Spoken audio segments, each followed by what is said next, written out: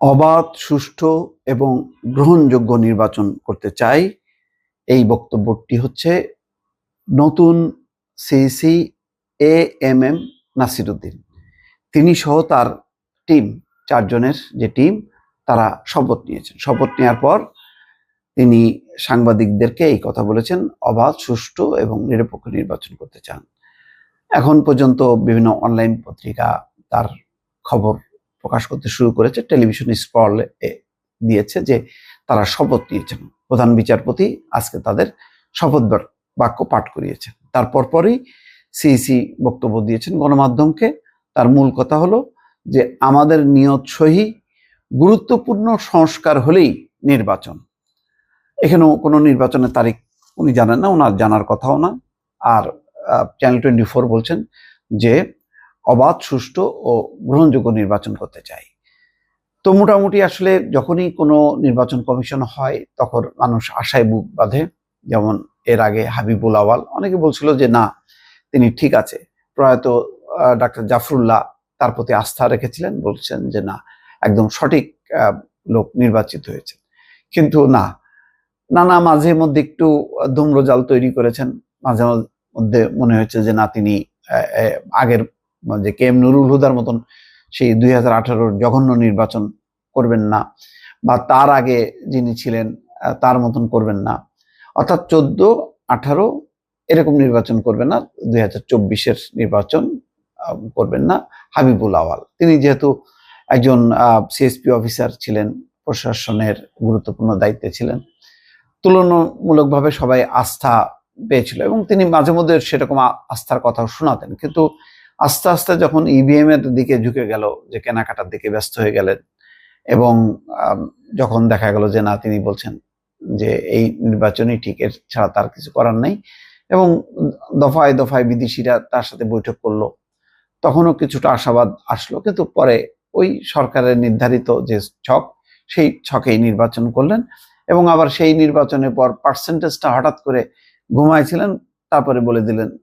প্রথমে ঘুমানোর আগে এক কথা বললেন, ঘুমের থেকে উঠে তিনি বলে দিলেন একটা বিশাল অঙ্কের পার্সেন্টেজ তিনি দেখাই দিলেন। মানে পুরো একটা জালিয়াতির একটা নির্বাচন, সেই নির্বাচনটার একটা বৈধতা তিনি দিয়ে দিলেন। যাই হোক, এটা নিয়ে একটা হতাশা। কিন্তু যখনই নাকি দায়িত্বে এসছেন তখনই কিন্তু এরকম কথাগুলো বলা হচ্ছে, অবাধ, সুষ্ঠু, নিরপেক্ষ নির্বাচন। আসলে এটা নির্ভর করে রাজনৈতিক দল এবং প্রতিষ্ঠানের উপর, এবং ওই সময়ের রাজনৈতিক ব্যবস্থাটা কেমন। এখন যদি করাপ্ট প্রশাসন হয়, পুলিশ হয়, তাহলে নির্বাচন কমিশনের পক্ষে কি সম্ভব? সারা দেশব্যাপী নির্বাচনটা করে তো হচ্ছে প্রশাসন করে, তখন ওরা হচ্ছে নির্বাচন কমিশনের আওতায় আসে বা ডেপুটেশন আসে সাময়িক কালের জন্য। কিন্তু মূলত তো তারা ডিসিএসপি, ডিসির হচ্ছে রিটার্নিং অফিসার। তো যখনই রিটার্নিং অফিসার কয়দিনের জন্য, ওই নির্বাচনের সময় পর্যন্ত, যখন এটা শেষ হয়ে যায় তখনই তারা ডিসি বা রিটার্নিং অফিসার। যখন নির্বাচনে কাজে থাকেন তখন রিটার্নিং অফিসার, আবার যখন তিনি তার পদে বসেন তখন তিনি ডিসি। আর ডিসিরা হচ্ছে পার্ট অফ গভর্নমেন্ট বলা যায়। ফলে ওই গভর্নমেন্ট যদি থাকে নিরপেক্ষ, তখন আসলে তখন সব প্রশাসন, পুলিশ, নির্বাচন কমিশন, এই অর্গানগুলোর পক্ষে সুষ্ঠু নির্বাচন করা, নিরপেক্ষ নির্বাচন বা গ্রহণযোগ্য নির্বাচন, যেটি এমএম নাসিরউদ্দিন আজকে তিনি অভিপ্রায় ব্যক্ত করলেন।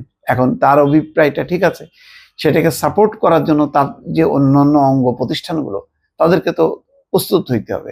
কিন্তু বাংলাদেশের দুর্ভাগ্য, তেমনটা আমরা দেখি না। তত্ত্বাবধায়ক সরকারের আমলেই কেবল তুলনামূলক বলবো যে ভালো দেখা যায়, আর বাকি সময়টা কোনোভাবেই না। দলীয় সরকার যখনই এসছে তখনই কোনো দলীয় সরকারের অধীনে বিরোধী দল জিতেছে বাংলাদেশে, এরকম এটি নজির নেই। একটা দুইটা যদি নজিরও থাকতো তাহলে বলা যেত যে না, ওই সময় তো দলীয় সরকার ছিল, তার অধীনে নির্বাচন অবাধ, নিরপেক্ষ হয়েছে, এবং সেই নিরপেক্ষ নির্বাচনে বিরোধী দল জিতেছে। কিন্তু আমাদের বাংলাদেশের 52-53 বছরের ইতিহাসে একটি নজিরও খুঁজে পাওয়া যাবে না।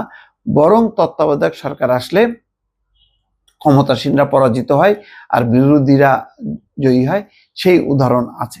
সুতরাং মানুষ এটাকেই পজিটিভ মনে করতো, এবং মনে করতো যে এটাই একটা গ্রহণযোগ্য, যে ক্ষমতাসীনরা একটা পর্যায়ে এসে, ক্ষমতার শেষ মেয়াদে এসে তারা জনপ্রিয়তা হারায়, তখন মানুষ একটা পরিবর্তনের আকাঙ্ক্ষায় বিরোধী দলকে ভোট দিয়ে তারা নির্বাচন করে। এইভাবেই হয়ে আসছিল, কিন্তু শেখ হাসিনা জানে যে এমনটাই হবে, এই জন্য তিনি একটা পেরেক মেরে দিলেন। পেরেক মানে অন্তর্বর্তী সরকার বা তত্ত্বাবধায়ক সরকারের অধীনে নির্বাচন হবে না, এরকম একটা পেরেক ঠুকে দিয়ে তিনি চলে গেলেন আবার ব্যাকফুটে, অর্থাৎ আগের সেই ফরম্যাটে। যেই ব্যবস্থার জন্য তার এত আন্দোলন, এত ত্যাগ তিতিক্ষা, সেই ব্যবস্থা ছুঁড়ে ফেলে দিয়ে তিনি আবার দলীয় কাঠামোতে চলে গেলেন এবং যা হওয়ার তাই।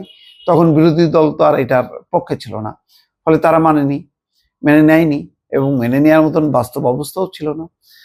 বাট এর মধ্যে নির্বাচন কমিশনে এসে অঙ্গীকার করছে, কিন্তু দেখে যে কোথায় পুলিশ, কোথায় প্রশাসন, সব তো পারচেসড, এবং তারা তাদের নির্দেশিত অবস্থায় তারা নির্বাচন করেছে। এবং নির্বাচন কমিশনগুলো সেভাবেই সাজানো হতো দলীয় লোকজন দিয়ে, যাতে তারা দলীয় সরকারকে আবারও ক্ষমতায় আনার জন্য সহযোগিতা করে। এইরকম একটি পরিস্থিতিতে এখন সামনে যে নির্বাচন, সেই নির্বাচনে একটা তো আছে যে রাজনৈতিক কাঠামো যদি নিরপেক্ষ না হয়, তাহলে সুষ্ঠু আবার নিরপেক্ষ নির্বাচন করা সম্ভব না, বা লেভেল প্লেইং ফিল্ড করা সম্ভব না। কিন্তু সবচেয়ে বড় প্রশ্ন, যে প্রশ্নের মীমাংসা আসলে নির্বাচন কমিশন দিতে পারবে না, অতীতেও দিতে পারে নাই, এই কমিশনও পারবে না বলে আমার ধারণা, সেটি হচ্ছে সবার অংশগ্রহণ। সবার অংশগ্রহণের মধ্যে ইতিমধ্যে আওয়ামী লীগের কথাটি উচ্চারিত হচ্ছে।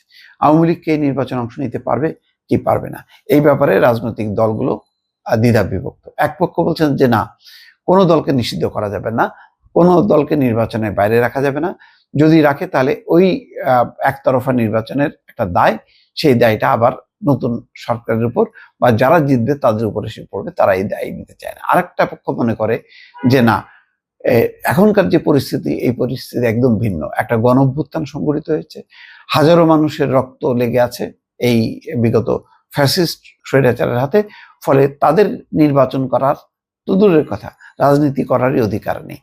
এটি নিয়ে একটা দ্বিধা বিভক্তি অবস্থা আছে। এই দ্বিধা বিভক্ত অবস্থার মধ্যে যদি সুষ্ঠু, অবাধ এবং নিরপেক্ষ নির্বাচন চায়, বিদেশিদের একটি রোল আছে। তারা এই জাতীয় নির্বাচন কিভাবে দেখবে?